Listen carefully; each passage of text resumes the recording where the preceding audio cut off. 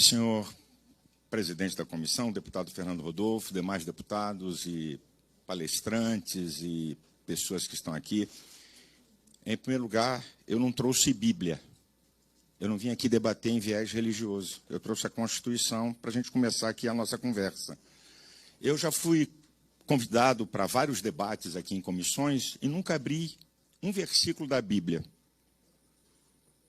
Mas como eu vi, porque sempre que tem esses debates que tem fundo moral, tem sempre uma tentativa, porque estados totalitários, religiosos. Então, deixa eu falar alguma coisa aqui na minha palavra inicial, para depois entrar no assunto. A mais importante tradição do mundo ocidental é o cristianismo.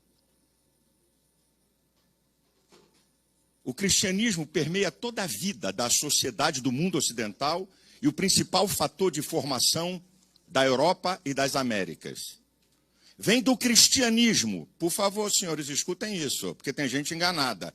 Não vem do socialismo nem de esquerda, não. Vem do cristianismo, direitos humanos, proteção à vida, valorização da mulher, da criança e do idoso e a vida em família monogâmica. As maiores universidades do mundo foram criadas por cristãos.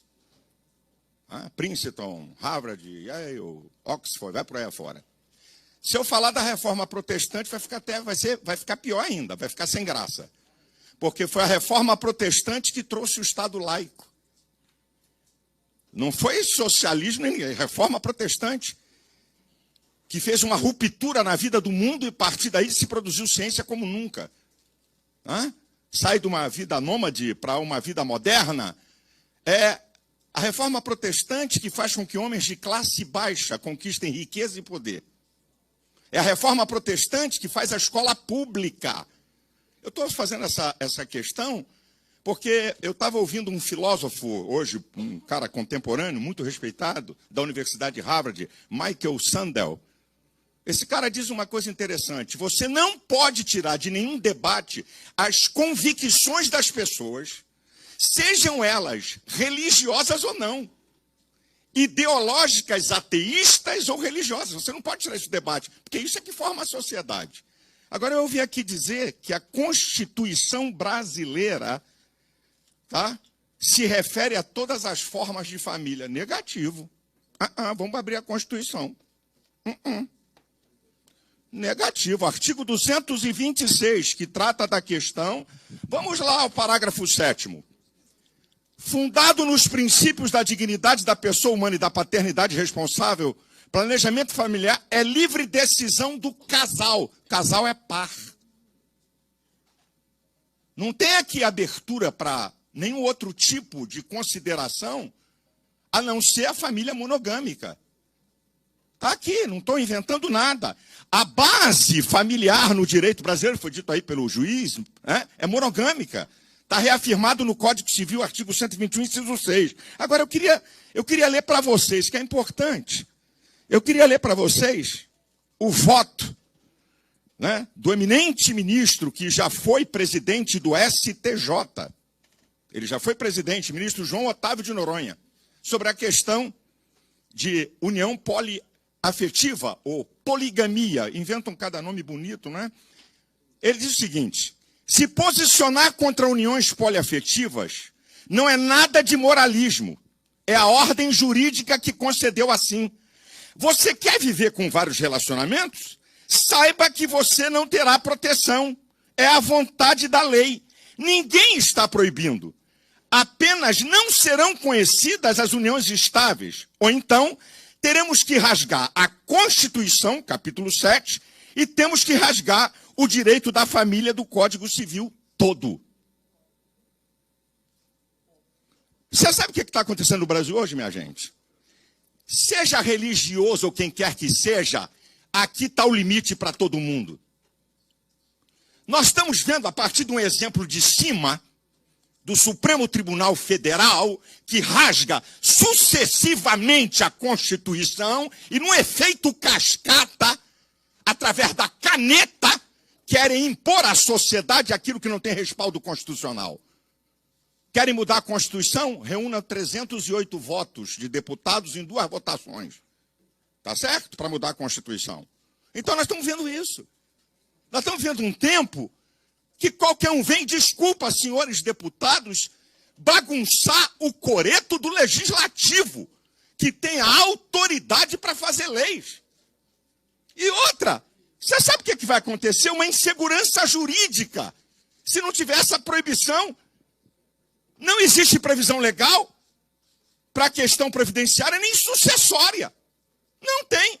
Então, faça um registro no cartório e depois vamos ver a bomba para decidir isso. Não tem previsão legal. Nem na questão previdenciária, nem sucessória. Não há previsão legal para isso. Não tem. Então, aqui no Brasil se faz ao contrário. Aprova uma coisa, vira bagunça, toca um rebu danado, para depois tentar consertar. E tudo à margem da Constituição. O exemplo que está sendo dado, muito mal dado por aqueles que deviam de ser guardião da Constituição, vira um efeito cascata. Aí um juiz quer pegar uma caneta a seu bel prazer, ao arrepio da Constituição, ao arrepio das leis ordinárias, e estabelecer normas. Meu querido juiz, todos nós enfrentamos dificuldades nas nossas funções. Moleza é pudim, sopa de minhoca e gelatina. Quem vem? Desculpa a expressão. Quem não quer brincar, não desça para o play. Porque, na verdade, nós estamos deparados com esses questionamentos e com esse ordenamento jurídico que nós temos na nossa nação. E ainda tem a súmula, gente, tem a súmula 529 do STF, que nem reconhece para concubinato questões previdenciárias. Ainda tem isso, nem para concubinato.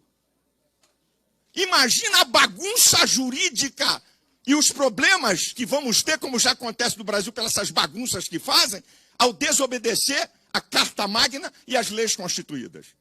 Nós estamos vendo no Brasil, com todo respeito, senhores, um desrespeito ao poder legislativo. Os senhores têm sido sucessivamente desrespeitados.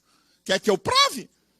Deputado com rede censurada. Deputado com rede censurada. Deputado preso. Rasga o artigo 53. Rasga o artigo 220, parágrafo 2º. A censura no Brasil foi abolida. Abre um inquérito de fake news sem a participação do Ministério Público, que é obrigado, é o senhor da ação penal, artigo 129 da Constituição, e abre a seu bel prazer. Não precisa de Ministério Público. Ao mesmo tempo, eu sou vítima, eu sou juiz, eu sou promotor, eu sou delegado. Nós estamos vendo isso aí. Aí o mau exemplo lá de cima vem no efeito cascata, meus amigos. Atingindo todos os níveis. Eu não estou aqui condenando o judiciário. Porque eu entendo que a maioria de juízes, desembargadores, até membros de cortes superiores, sabe? Gente séria, que está pautado, mas lamentavelmente temos mau exemplo. Então a questão aqui não é religiosa, eu não estou falando aqui de viés religioso. A proibição está baseada no que a Constituição diz. A proibição não está baseada porque algum deputado achou legal, vamos proibir e acabou. Não, porque não há respaldo jurídico. Não há norma jurídica. Há uma insegurança jurídica se isso for permitido. E o que eu estou voltando a afirmar, quer mudar a Constituição? No Estado democrático de direito, é no voto do parlamento que representa o povo, e não na caneta de juiz nenhum. São os senhores que estão sendo sucessivamente afrontados. São os senhores. A casa de leis é essa aqui. Não é a caneta de juiz nenhum, nem de membro do Supremo Tribunal Federal. Então nós temos que entender, Constituição não dá respaldo para isso. Código Civil não dá respaldo. Ah, vai mudar, vai fazer, mas tem que estar debaixo da Constituição. Não dá respaldo. Então, se não dá respaldo, correto proibir. E eu também tenho aprendido uma coisa. Uma sociedade que legaliza tudo, ela auto se destrói. Toda sociedade precisa de limites. Toda. Toda a sociedade, meu amigo, isso é provado historicamente que eu estou falando. É historicamente, não é uma questão. Por isso que eu digo, eu não venho discutir aqui viés de religião. porque Deus... Não estou falando nada disso, não. Eu estou falando da permissibilidade legal da Constituição e do Código Civil. E nós não podemos ultrapassar isso. Qual é a base de um Estado democrático de direito? Obediência às leis.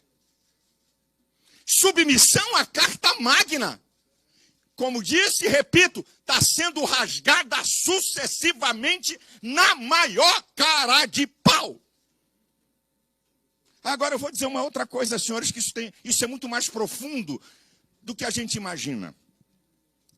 Preste atenção a isso que eu vou dizer para vocês aqui. Pode ser, não é assim não. Preste atenção.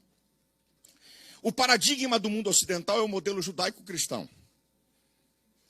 O marxismo cultural entendeu que não adiantava, pela bala, conquistar as nações. Então, Escola de Frankfurt, Marcuse e outros loucos entenderam que uma maneira de mudar a sociedade na sua ideologia marxista é pela cultura. E qual é o grande empecilho para essas mudanças, para mudar o paradigma judaico-cristão para o modelo humanista-ateísta, que esse é o jogo. É o que está por debaixo, é o esteio de toda essa história aí. Vamos destruir a família, a base da sociedade, a base da civilização ocidental. E com todo respeito, se o paradigma do Ocidente não fosse o cristianismo, isso aqui era uma sociedade de bárbaros, com todo respeito. Então eu tenho que agradecer, não é a mim não, é o cristianismo. Se a ideologia de Marx é considerada, a ideologia cristã, muito mais, porque está de vento em popa, a dele está falida.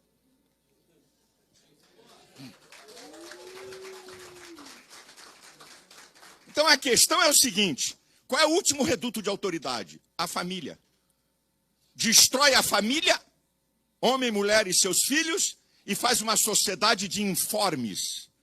Uma sociedade que não tem forma, de andrógenos, que não tem definição de masculino nem feminino, e não tem negócio de pai, mãe e filho, para ser dominada por uma elite política. Isso é mais profundo do que tudo que a gente está falando aqui, desse debate aqui, do campo da ideia de um decreto, de um projeto de lei.